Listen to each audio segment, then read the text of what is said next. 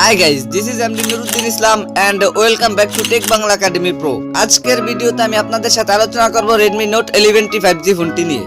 ফোনটিতে থাকছে 8GB RAM এবং 128GB ইন্টারনাল স্টোরেজ এবং থাকছে 5000 মিলিঅ্যাম্পিয়ারের ব্যাটারির সাথে 33 ওয়াটের একটি ফাস্ট চার্জার, যেটি দিয়ে আপনি 1 আওয়ার সামথিং সময়ের মধ্যে ফুল চার্জ করে নিতে পারবেন।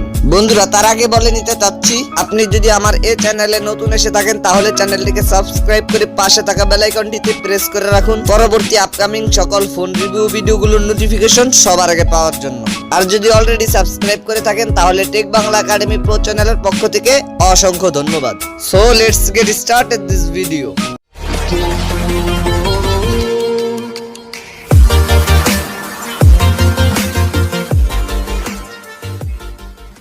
ফার্স্ট অফ অল কথা বলি ফোনটির ডিজাইন এন্ড এর বিল্ড কোয়ালিটি নিয়ে। ফোনটির পেছনে থাকছে পলিকার্বনেটের প্লাস্টিকের ব্যাক প্যানেল এবং ফোনটির পেছনে থাকছে ডুয়াল ক্যামেরা সেটআপ। ফোনটিতে একটি এসডি কার্ডের পাশাপাশি ব্যবহার করা যাবে একটি সিম কার্ড। ফোনটির ডান পাশে রয়েছে পাওয়ার বাটন ও ভলিউম ব্রোকার, বামে রয়েছে এসডি কার্ড ও সিম কার্ড স্লট, নিচের দিকে রয়েছে type C charging port, 3.5mm headphone jack. ফোনটির উপরের দিকে রয়েছে সেকেন্ডারি নয়েজ ক্যান্সেলিং মাইক্রোফোন, শাওমির ঐতিহ্যবাহী এয়ার ব্লাস্টার এবং স্পিকার গ্রিল। ফোনটির সাইড মাউন্টে ফিঙ্গারপ্রিন্ট স্ক্যানার রয়েছে, অর্থাৎ পাওয়ার বাটনটাই ফিঙ্গারপ্রিন্ট স্ক্যানার হিসেবে কাজ করবে।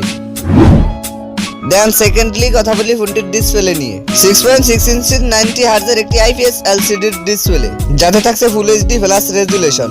সো বলা যায় বাজেট অনুযায়ী ডিসপ্লেটি মোটামুটি ভালো প্রোভাইড করা হয়েছে। এবারে কথা বলি ফোনটির চিপসেট নিয়ে। চিপসেট হিসেবে ফোনটিতে ব্যবহার করা হয়েছে মিডিয়াটেক ডাইমেনসিটি 810 5G, যেটি 6 ন্যানোমিটার আর্কিটেকচারে বিল্ড করা একটি অক্টা-কোর চিপসেট। জিপিইউ হিসেবে থাকছে Mali G57MC2। এবারে কথা বলি ফোনটির র্যাম এবং রোম নিয়ে। ফোনটিকে তিনটি ভেরিয়েন্টে পেয়ে যাবেন, একটি হচ্ছে 6GB RAM এবং 64GB ROM এবং 6GB RAM 128GB ROM ও 8GB RAM 128GB ROM। এবারে কথা বলি ফোনটির ব্যাটারি নিয়ে। ফোনটিতে 5000 মিলিঅ্যাম্পিয়ারের ব্যাটারির সাথে থাকছে 33 ওয়াটের একটি ফাস্ট চার্জার, যেটি দিয়ে 1 আওয়ার সামথিং সময়ের মধ্যে আপনি ফুল চার্জ করে নিতে পারবেন।